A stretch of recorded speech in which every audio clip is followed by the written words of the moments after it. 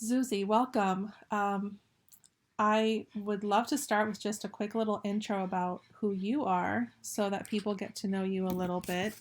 And then I guess we can start talking about the topic. So, why don't you let people know who you are? Sure. Thank you for inviting me, and hello to everyone. My name is Zsuzsi Winn. I'm originally from Hungary, but I'm living in United States, gosh, probably 20 years or so, and just outside of New York, an hour away.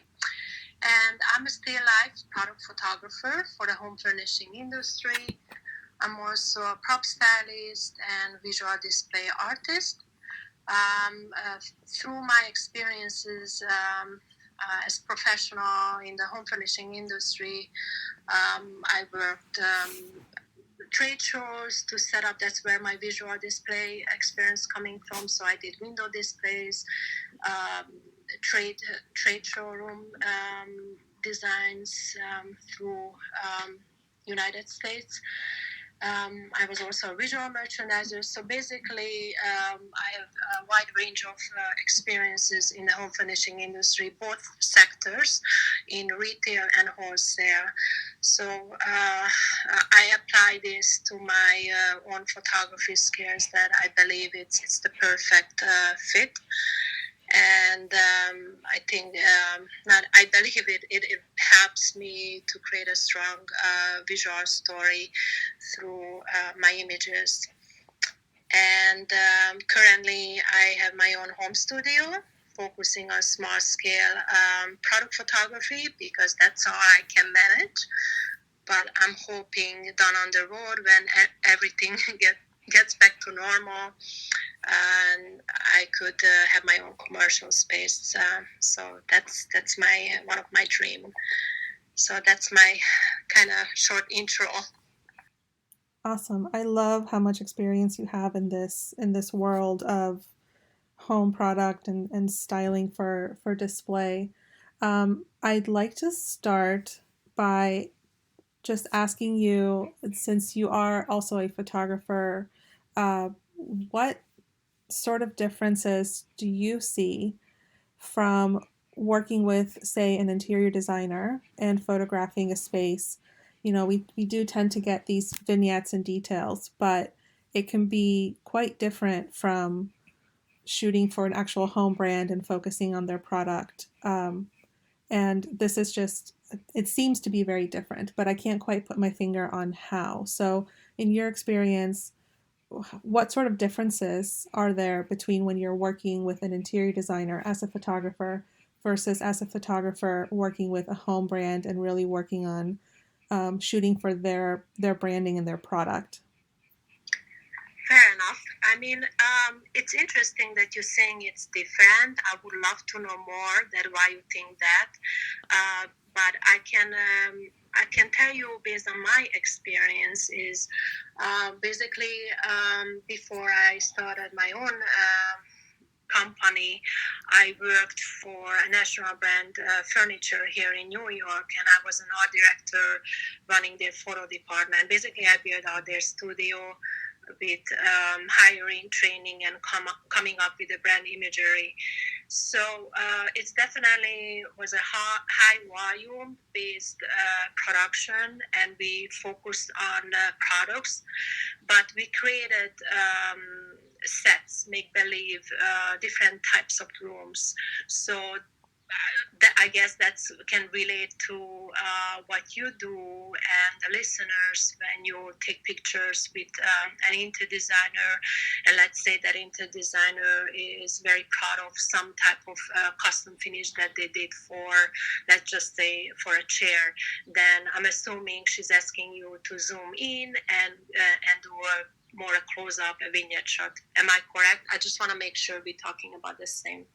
Yeah, that's usually it's they're Yes. usually wanting us to focus on something like that. Yes.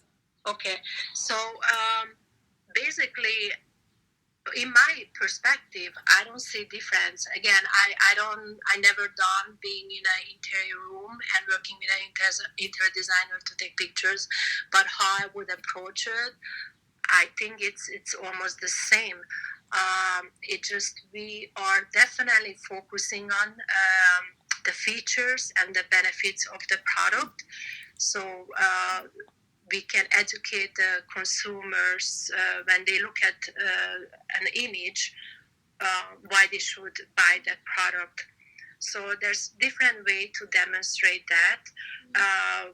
Basically, a full room, a partial of the room a vignette shot, but then we do multiple close-up shots of capturing the fabric, the finishes in different angles as well. So that's where it comes. Maybe perhaps you don't do that type of extra shots for your client, for the interior designers. So the vignettes we do, but then we are definitely adding on, like, let's say, it's depend the product, 2 or 3 more additional shots. For example, if you have a coffee table that has storage, we are making sure we demonstrated how to open it, and then if the storage has multiple segments, parts, then we are bringing appropriate props to demonstrate how much product, how much items, decorative objects you can put in, and what type. That's also important. Paying attention to the scale, so that's the way visually you can demonstrate how deep is the storage of that coffee table. Is this helps, Natalia? I just want to make sure, because this is my first interview and I want to make sure I give value. Yeah, absolutely. It's nice to hear, and I the whole I guess the world of focusing on working with home brands is something new to me. So it's nice to hear that from your perspective, there isn't really much of a difference as far as how it's shot or how it's approached. I do see that, and it makes sense that you do have to think a lot about the practicality of the product, more of, I guess, bringing in that perspective of when you do just your typical product shoot, but combined, it seems, with what we do normally working with interior designers, which is tends to be more focusing on kind of just beautiful compositions and not focusing as much on showing the function of a piece, if that makes sense. Um, but Yes. yeah, and so it's reassuring to me, I guess, that you're saying that there isn't as much of a difference as I think I envisioned. Part of the reason that I think I thought it might be very different, and you can clarify if there's, it seems like there are different approaches, because a lot of the work that I've seen you create on your Instagram, it's beautiful. It's much more of a still life sort of composition. It's studio setups. It's not like you're photographing a scene in a home or in a room. Um, can you talk to us a little bit about that style of work? Because I find it beautiful and interesting, and I don't think it's something that you see as much when you're looking at photos of home products for brands, but I really enjoy it. Well, thank you so much. And I just want to make sure, if we go back, yes, the commonality between shooting a brand in the interior um, environment, in a real home, working with interior designers, yes, the vignettes are there. But then if you want to add an additional service, definitely do more detail shots, more functionality. So if it's a beautiful custom cabinet or an armoire there, very well-known furniture brand, you want to open and add props to it. I even further push that. If I'm in your situation, if I'm an interior photographer, somehow to bring the lifestyle images as well. Meaning, let's say if you are in the kitchen and you have a super expensive gas range like the Italian Bertazzoni gas range that has like beautiful logo, and also it's like $12,000. You want to do something with, you bring your props to your food there, and you bring models to it, you know, like a female, a wife who's opening the oven, you know. That's something the brands, they look for it, not just only the product shot. So hiring a model and really selling the mood, because I think consumers, they can really relate to it. They can actually visualize it, like, wow, actually this is something, it's selling the emotion and the realistic environment. So I just wanted to touch base on that. Regarding my product photography, it's pretty unique. I'm going to be honest with you. It's not the typical product photography that you see. I'm still developing this style. This is more editorial shots. So, for example, if a brand would like to, let's say, launching a collection, and they're creating a lookbook, that's these days now it's more on the online. But if they want to do, let's say, a short version of lookbook that's printed out, they need something like one image, a hero shot, like on the website, that is really editorial look. So it's not necessarily showing the functionality of the product, but you would see this on the cover of any Shatter magazines. So that's what I'm working on it. Those are the things I'm creating. So, for example, if you go on my Instagram, you see those greenish tablewares with a blue background.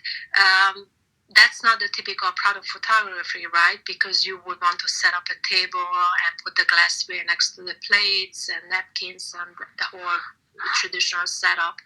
I'm creating more an artistic art installation that's kind of, so far, the viewers is really... I'm forcing the viewer to stop instead of skipping the next image, you know, go to the next item. So that's what I do. So it's more editorial shot than the typical commercial product photography. If you want to go all the way somewhere in the middle, there's a green chair. I don't know if anyone can see it. There's a green chair with a black window and a palm tree behind it. That is a product shot. So basically, that happened in the inside studio, and recreating that interior look that you would do typically with an interior designer if you want to capture vignette shots. So that's the difference. I mean, I know it's a two different type of product photography or product style, but that's where it just basically, if you want to push further, you would have a lifestyle shot. You're hiring a model and someone would sit on the chair just to make it more relatable for the consumers. Right, right. I was taking a look at your Instagram feed, and I love that you have that shot of that chair thrown into the mix there, the green chair. But you are so good at doing these very artistic sort of still life compositions, these setups that you're developing. So definitely I encourage everyone in here to go take a look. Thank you. You're welcome. And as far as I would imagine that these different styles of photos would work well with different types of home brands or home companies, home product companies. Let's talk maybe a little bit about if we wanted to start connecting with these companies or starting to collect work that appeals to them and draws that type of client. What would you recommend as some of the first steps to start changing either what we're putting out there or who we're connecting with? Well, you just have to think about it. What is your strength and skills? So I think the money shots when you I would say like if you already working with an interior designer and you have a cool project that you want to shoot. I mean, the money shots are always in the kitchen, so I would start, um, you know, finding brands in there. So what I mentioned, the range, the cooking range, it's one great idea, and then make sure whatever the value of that brand, whatever props you bring in, it has to in alignment. You cannot, you will cheapening it if you come with a cheap props. So I would say that, like I mentioned, that this very expensive Bertazzoni range, you want to buy or and then you're returning it to the store. I mean, that's what I do with lots of props. Then you want to bring, the very high-end Berghoff International aluminum cookware that's like $500 because that would be a good start for you to shoot, right? First, you would do a vignette shot without any props, and then you would do lifestyle type of shots with props. Also, the food props needs to be in alignment. It can be just, a simple spaghetti meal. It has to be in high end. So I would be very, very cautious with that. Make sure the value is in balanced. So that's one way to do that. I would also learn about basic compositions. So how much props you bringing in, how you framing your. I mean, you know that all of you are photographers. How you framing your shots. Most. For magazines, you want vertical, and lots of do couple of shots that give you negative space. They love that for text. So when they do the lookbook, the tear sheets, all these brands, they have tear sheets that they give out to interior designers, especially when they are showcasing their product on these trade shows throughout the year. They love the idea to whatever for that market they promote a collection. They have the hero shot. There's enough negative space because that's where they put like new introduction for 2021 for fall. So keep in mind that. So if you do an Instagram and then you do the hashtag for that brand, make sure your Instagram, the square crop, whatever props you use, sometimes you have, in many cases, you have to adjust and either you put the props more in, or in many cases, for me, I'm editing it out. And this is where it comes to less is more. For a square crop for Instagram, it's a thumbnail size of image. You have to be super cautious how much information you squeeze in. So that's where you want to have enough negative space. Too much product, too much props, the brand would not like that. So is that helping you? Yeah, there are so many great things that you said in this last bit. I just want to reiterate a couple of them that stuck out to me. I love that you brought up the quality of the props. That's something that, quite honestly, I would not have even thought of, but it absolutely makes sense that if you're going to have a $10,000 or $15,000 range, you don't want to have a $20 Target piece of cookware sitting on it. And as obvious as it seems, that's something I would not have thought of, to be completely honest. But that's an excellent point.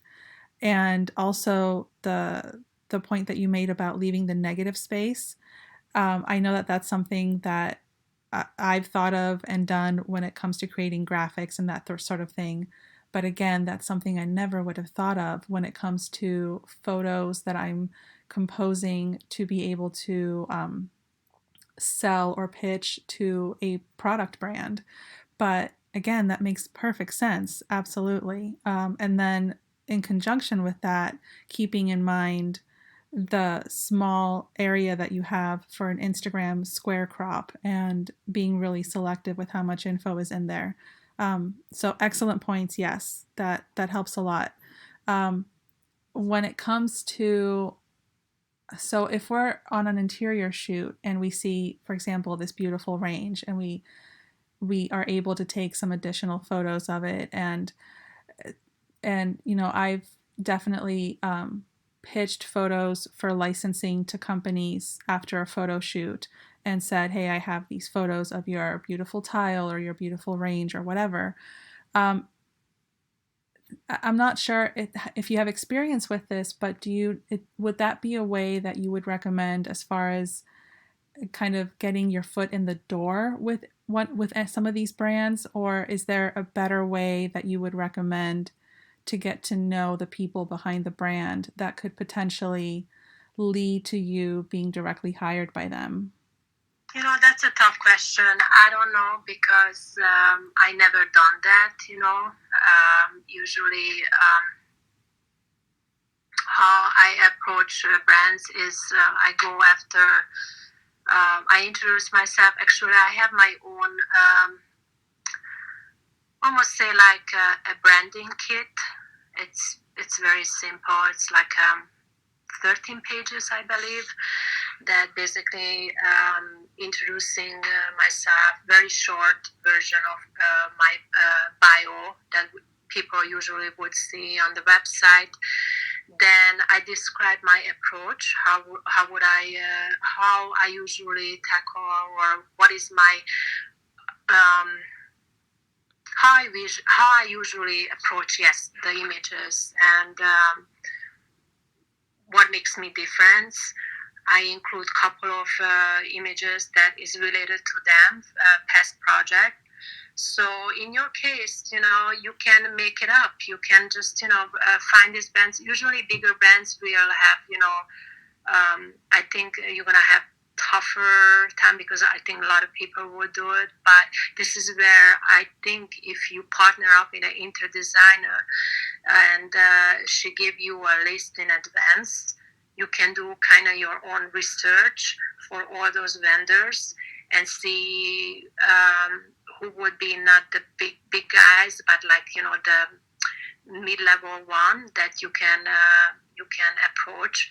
So you want to take pictures of that and you put it in your introduction, and you would actually explain how you approach the product, and you talk about the features and benefits. Again, they love those two words. Home brands love highlighting and promoting feature and benefits of the product, and how you can add on, the elevate the perceived value by you as a photographer taking the money shot. So I would just put together something like that, and that's how I would email them and attach to the email this kind of like a mini presentation of you. It could be a PowerPoint presentation. In our industry, we call it a pitch deck. So we will put something together like that. Interestingly, when a client is reaching out back, we would go on the creative call, and I have a very, very, very extensive questions that I ask, not in email, but over the phone or Zoom call, to really dig in about their vision, what they would like to do. But this is after when they say like, okay, can you do more images of our products? So I'm happy to talk about that part too if it's interesting to you guys. But is that answer to your question? I kind of was going all over. Yeah, no, that definitely helps answer. I would love some more insight into what sort of questions you ask. You ask these potential clients, and what that process is like for you, because I'm sure a lot of those same questions would apply to the photographers as well who are approaching them to do photography work. And there was something that you said that I thought wanted to emphasize and go back to, and it's completely, oh yes, I love that you said, mentioning or having the conversation with the interior designer ahead of time so that you can sort of prepare and take these additional photos for the products that you want to focus on or pitch to later.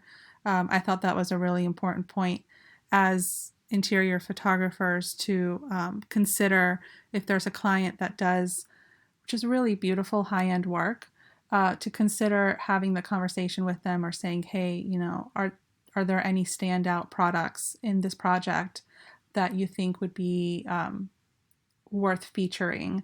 And maybe that's a brand that I can approach, and just kind of getting some information from them. So I really liked that comment that you put in there. But yes, I would love to hear more. I think it'd be beneficial to hear more about what sort of questions you have for them, or what sort of questions you recommend photographers ask of them. Yeah, so basically, I mean, again, it's such a long process, but it's all worth it because then you have so much information to able to execute the project, and also the client will have a very very clear expectation, and there's no miscommunication. When it comes to when you're delivering your photo that, oh, this is not what I wanted. So basically, the creative call is super important. This is where actually I ask why they need images now. Why now? Is it because they are promoting this new collection, or they have an outdated images and they need to reshoot? It could be, for promotional. It could be they're stuck in inventory and they have so much in the warehouse that they need to push for the sales. So these are the things I would ask.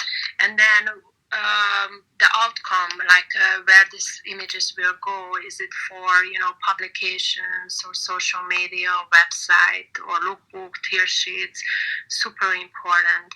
Then once this is finalized, I would ask them, you know, even though I will do my own research about the brand and the company, I like to hear it from them directly, coming out from their mouth, that, okay, please describe your brand identity, what you are stand for, what is your mission statement, describe, if it talking about promoting this one particular new collection, please describe the feature and benefits that I keep saying. Describe, and if they go on like big words, like big term, I'm forcing them, and I'm gonna ask them to pull out adjectives to describe the particular product. These are super crucial for me to come up with a still life product photography, so you can apply this to you as well for your project. And then obviously I will ask them, what is the time frame and of course the budget. Once this is done, I also request them to send by email inspirations. This could be inspiration, the way that they want to capture their product or their collection. This could be a direct link to their private Pinterest board. Many art directors or in the marketing department, they love to do that. And not just the link, but I want to know an explanation why they like those images. It must be done, because I can assume by looking at the picture it's pretty, it's nice and moody, but I want to hear that what triggered them, why they like that images, because it's helping me to frame my images, the composition and all that. Once they send me the email, then I will come up with a treatment. Treatment is if some of you don't know what it means, treatment is basically a PowerPoint presentation of how I would approach a project. Excuse me. And this is a PowerPoint presentation that would include the objective, the concept, if it's location, then describing the location and where would be. On different page would be camera angles, recommendation, lighting styles, hard light, soft light, moody, dark, framing, how to frame, and even emotions. They can attach, I can attach like describing emotion, what type of emotions I want to bring up from the image. And I attach my inspiration as well with a combination of that prior email they sent to me. So that's the treatment, and I will send them to them. I will give them a couple of days to review it, and then we hop on the Zoom call, and then we will go over, because it's 99% they have adjustment. They said, oh no, we don't want that. We don't want this type of mood, or this type of lighting. So it has to work together. I can go back and work in the email. It's better if you do it together, both of us looking at this treatment, this PowerPoint presentation. And then I finalize it. Once the conversation is done, I finalize it. I include my estimate, and they have to sign on it. So with this treatment, the beauty about this, that when you are arriving to your project, when you have to shoot, with this treatment, and then you create a shot list, obviously, because you need to be organized, you know exactly what has to happen. Client also knows the outcome. It's basically you are there to shoot, and you're taking out the second guessing. Oh, how about this? Maybe we move the piece here to the left. How about we do that? You know what? Let's just change the lighting. No, you cut it out completely, because you did all this legwork up front. So that's my process. It's pretty long, but it's worth it. I love that you have the client put in so much work with you from the beginning, because I feel like that has them invested in you and in that process from the get go.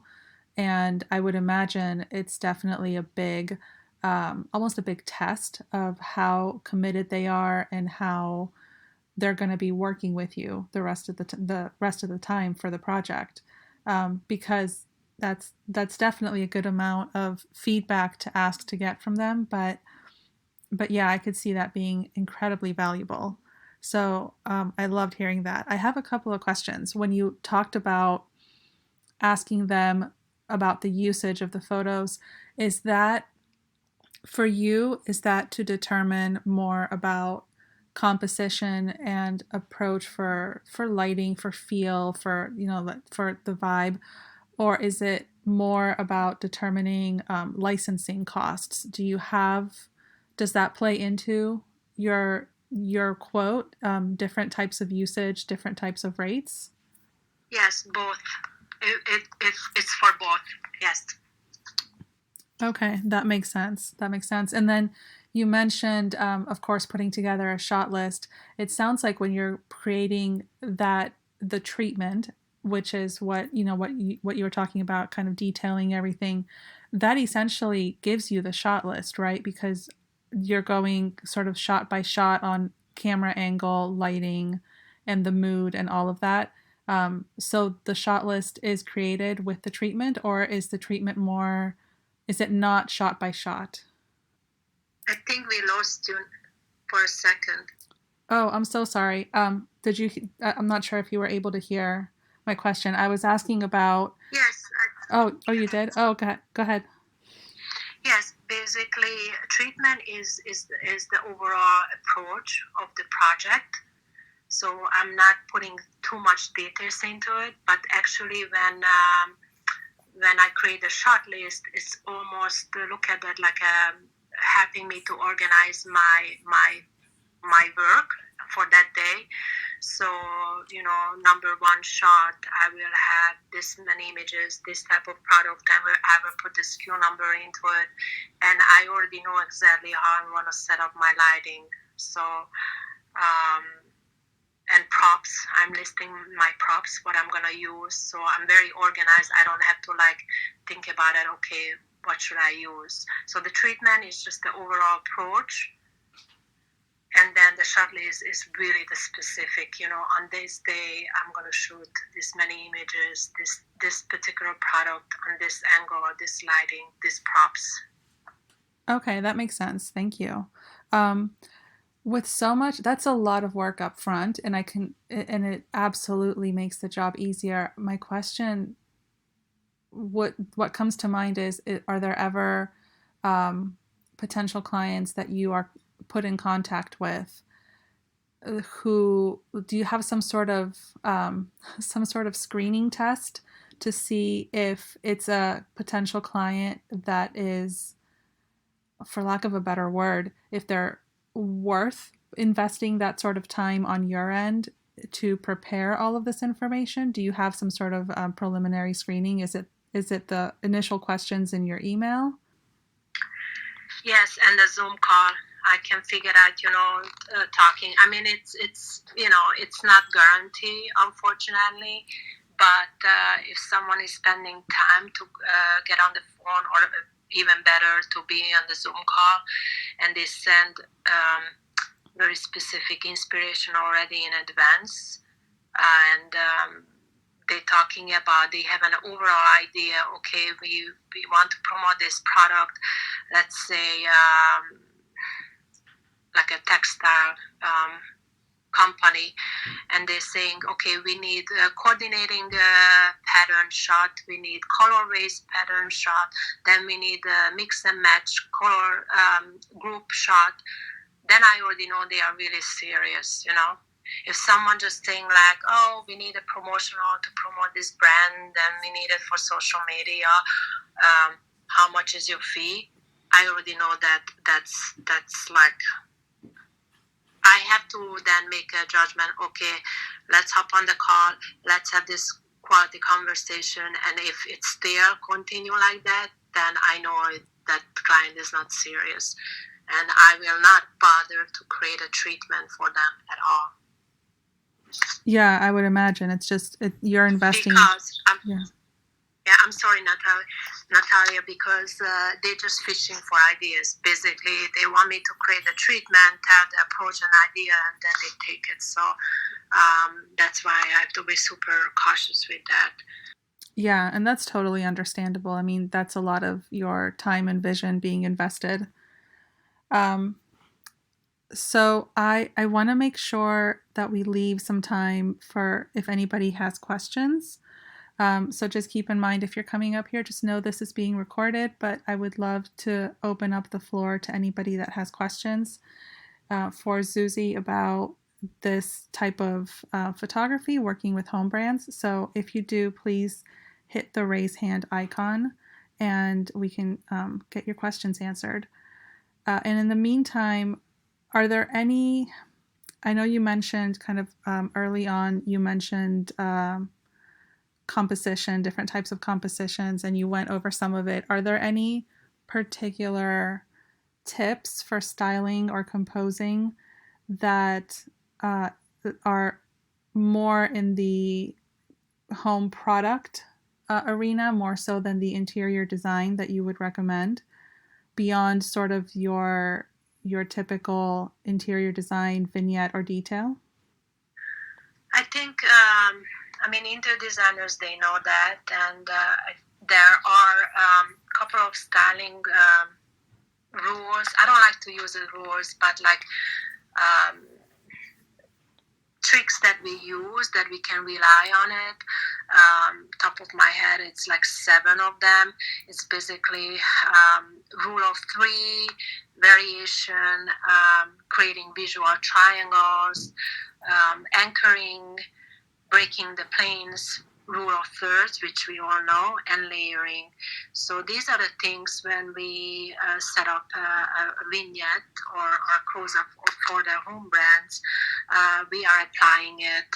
So for example, variation, if you use props, the variation of could be variation of the shapes, the textures, and the height.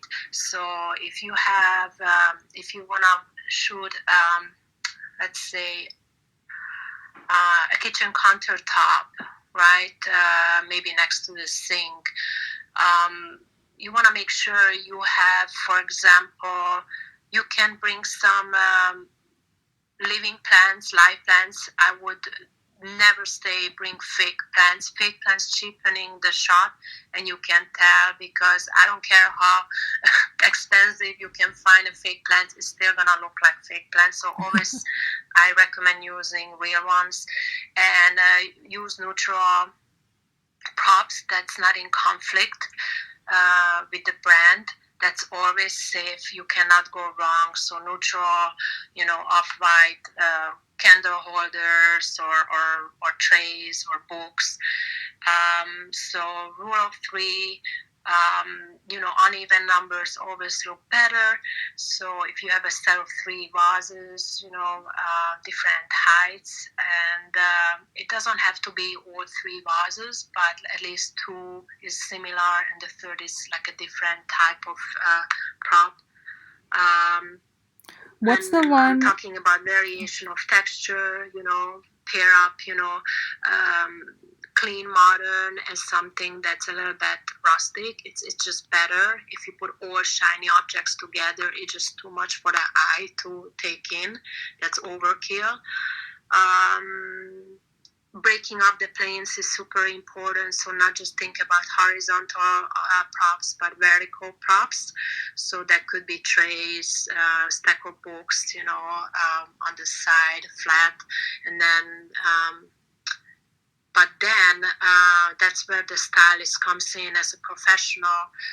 You want to break up these planes, not just with vertical and horizontal, because that's very boring.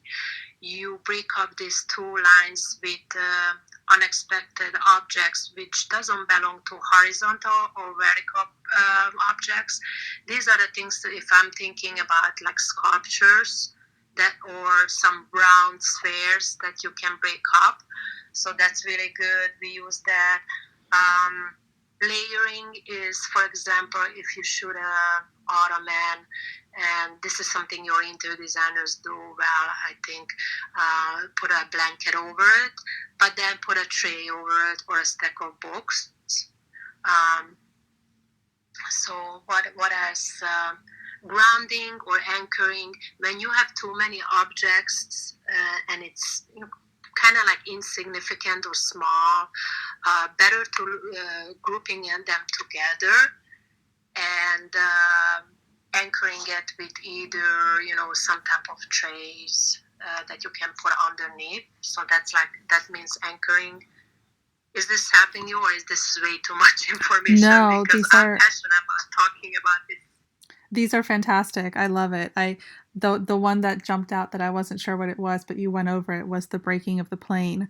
But you explained that beautifully. So no, this is great, and this is the sort of stuff that I think can be instantly applicable to what we as interior photographers are already doing with our clients. And so, if there's any more of this sort of composition or styling uh, tips or guidelines, this is great. I would, yeah, any more that you can give would be fantastic. But this is the sort of stuff that we love to soak in.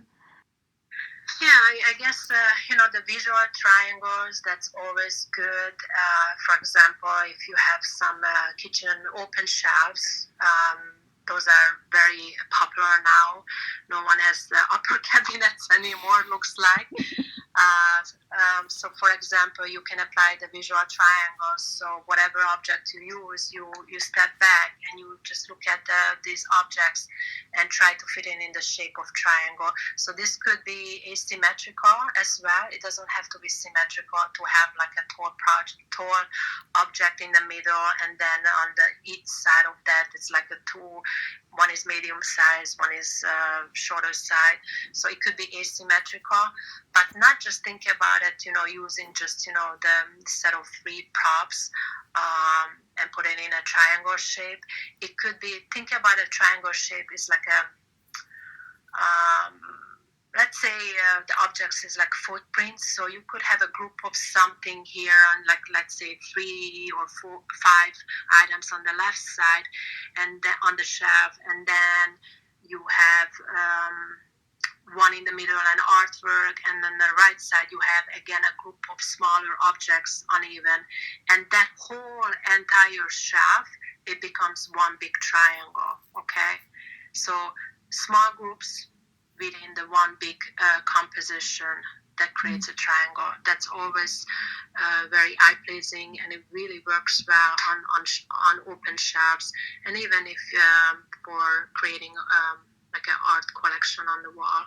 So those are little tips that I can think of right now.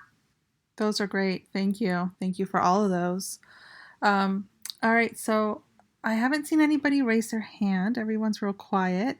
So I guess before we wrap up, I'd love to hear a little bit more. I know you started a club here on Clubhouse, and if you could also just give a little plug of your Instagram account or your website or whatever you would like so that people can connect with you. You do beautiful work. I'd love for people to know more about you and connect with you more beyond this conversation. Well, thank you so much. That's very kind of you.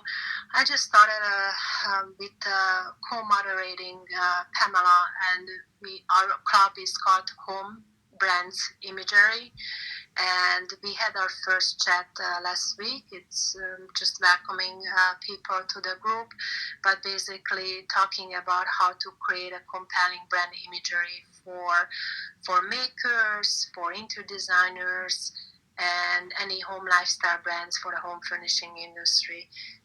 And I believe we are able to bring, and hopefully he can do that every weekend, co-moderating a storyteller, because it's really important to understand how to tell a story um, through our images and really describing it. I think that's just helping us when we tackle a project, that we have this narrative, that it's a different way to approach any kind of photo shoot. So I also have a brand expert, Pamela, who could really narrow it down. What is your brand identities? And me, myself, is about visual content, how to create a money making content for social and for website, for all this, for brands. So this will be every Sunday. This time it's going to be 5 o'clock, and I believe we are going to have a case study. So we're going to look at someone's brand, or if it's an interior designer, and we're going to go one by one. What is their brand identity? What is their mission statement? And go over their visual content. So anyone who's interested in, feel free to join me. And on Instagram, I'm under my name, Zsuzsi_Winn, and it's all under my bio. And thanks for listening to me, and thanks for the opportunity, Natalia, to having me here. And I hope I give valuable information to your members and listeners. Yeah, you definitely did. Thank you so much. Can you real quick say what was the name of the club again? Yes, that's my Hungarian accent. Home Brands Imagery. Got it. Thank you. I just want to make sure that people get the name of that. Um, all right. So it looks like we're not having any questions pop up, but we did get to cover a lot of information that hopefully I know there was a lot of valuable information in there for me. So hopefully for all the folks that are listening as well. Um, Thank you so much, Zsuzsi, for joining us and for sharing your expertise. And yeah, anyone listening, please follow the club that she started. I sat in on the room this past Sunday, and there was a lot of really valuable conversation going on in there about branding, specifically around the different types of maker industries and home industry. So it was a really good conversation. So hopefully I'll be able to make it every Sunday. So that's it. Unless there's anything you want to add, Zsuzsi? Not really. Again, thank you. And I believe, it's learnable, basic rules that you can apply for your photo shoot. And I think I'm wishing you good luck. I think you will be great. Awesome. Thank you so much. And so I'm going to go ahead and close the room. Thank you all for popping in. I hope it's been valuable. And I will see you guys around Clubhouse. Have a great day.